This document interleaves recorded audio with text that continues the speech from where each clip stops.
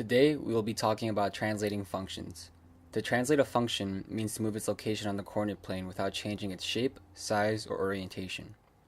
We can translate our functions in either the vertical or horizontal direction. We will begin with vertical translations.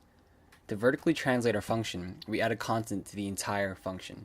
For example, take the graph of y equals x squared. Let's say that we want to move the graph upwards by 3 units. We will take the original function and just add 3 to it. This happens because we're taking all of our original y values and simply increasing them by 3, shifting the entire graph upwards by 3 units. We will take another example in the function y equals x plus 2. If we want to shift our graph 4 units down, we would simply subtract 4 from the entire function, resulting instead in y equals x minus 2.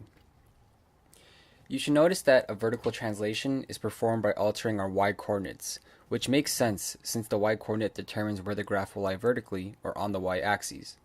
Likewise, we perform horizontal translations by altering our x-coordinates. We do this by directly altering only the x values rather than the function as a whole.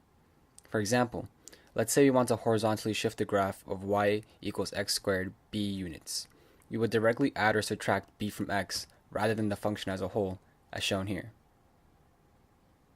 It's extremely important to note that when b is positive, the graph will shift to the left, and that when b is negative, the graph will shift to the right.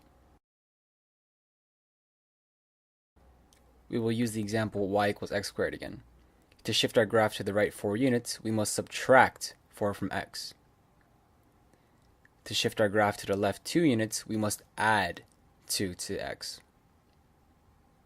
To recap, to shift our graph upwards b units, we add b to the entire function. To shift our graph downwards b units, we subtract b from the entire functions. To shift our graph to the left b units, we add b directly to x. To shift our graph to the right b units, we subtract b directly from x. Thanks a lot for watching. Leave any questions or comments below, and be sure to give us suggestions for our next video.